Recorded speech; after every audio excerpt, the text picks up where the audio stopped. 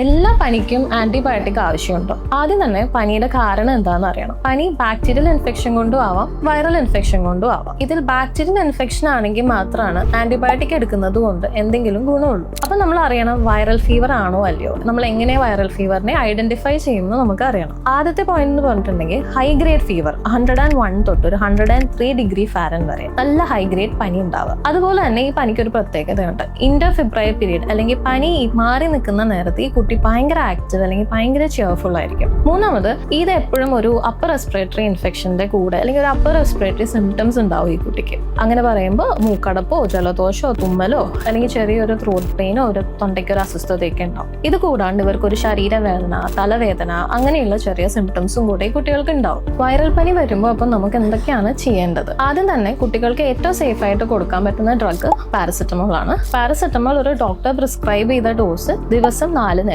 അതായത് 6 മണിക്കൂർ ഇടവിട്ട് നമുക്ക് വളരെ ധൈര്യമായിട്ട് കൊടുക്കാവുന്ന ഒരു ഡ്രഗ് ആണ്. പക്ഷെ പാരസെറ്റമോളിന്റെ എഫക്ട് വരാനായിട്ട് 1/2 മണിക്കൂർ തൊട്ട് 1 അവർ വരെ എടുക്കും. അപ്പൊ ആ ടൈം പീരീഡിൽ നമ്മൾ ചെയ്യേണ്ടതെന്ന് വെച്ചാൽ നന്നായിട്ട് ടെപ്പഡ് സ്പഞ്ച് ചെയ്യുക, അതായത് വെള്ളം നനച്ച് കുട്ടീനെ നന്നായി തുടച്ച് തണുപ്പിക്കുക. പിന്നീട് നമ്മൾ ശ്രദ്ധിക്കേണ്ടത് ഇവരുടെ ഡയറ്റ് ആണ്. വളരെ സോഫ്റ്റ് ആയിട്ട് ഈസിലി ഡൈജസ്റ്റബിൾ ആയിട്ടുള്ള ഫുഡ് വേണം കുഞ്ഞുങ്ങൾക്ക് കൊടുക്കാൻ. ഇത് കൂടാണ്ട് ഹൈഡ്രേഷനും വളരെ ഇമ്പോർട്ടന്റ് ആണ്. ധാരാളം വെള്ളം അല്ലെങ്കിൽ ഫ്ലൂയിഡ് ജലാംശമുള്ള ഭക്ഷണം വേണം കുഞ്ഞിന് കൊടുക്കാനായിട്ട്. അതുപോലെ തന്നെ കുട്ടികൾക്ക് ഏറ്റവും ഇമ്പോർട്ടന്റ് ആയിട്ടുള്ള കാര്യമാണ് റെസ്റ്റ്. ധാരാളം വിശ്രമം വൈറൽ ഫീവർ ഉള്ള ടൈമിൽ നമ്മൾ എടുക്കേണ്ടതാണ്. ഇനി വാട്ട് നോട്ട് ടു ഡു, നമ്മൾ എന്താണ് ചെയ്യാൻ പാടില്ലാത്തത്? ഓവർ ദ കൗണ്ടർ ആവശ്യമില്ലാണ്ട് ആന്റിബയോട്ടിക്സ് ഈ വൈറൽ ഫീവറുകൾക്ക് വാങ്ങി കൊടുക്കാണ്ടിരിക്കുക. രണ്ടാമത്, പനി മാറിയില്ല എന്ന് പറഞ്ഞ് ഉടനെ നെക്സ്റ്റ് ആന്റിബയോട്ടിക്സ് ആഡ് ഓൺ ചെയ്യാണ്ടിരിക്കാൻ പരമാവധി ശ്രമിക്കുക. പാരസെറ്റമോൾ വർക്ക് ചെയ്യാനായിട്ടുള്ള ടൈം പീരീഡ് കൊടുക്കുക. വൈറൽ ഫീവറിനെ തന്നെ നമ്മൾ കെയർഫുൾ ആവേണ്ട എപ്പോഴാണ് അല്ലെങ്കിൽ വാർണിംഗ് സൈൻസ് എന്തൊക്കെയാണ്? ആദ്യം തന്നെ ഫീവർ 3 ദിവസത്തിൽ കൂടുതൽ പ്രൊലോങ്ഡ് ആയി പോവുക,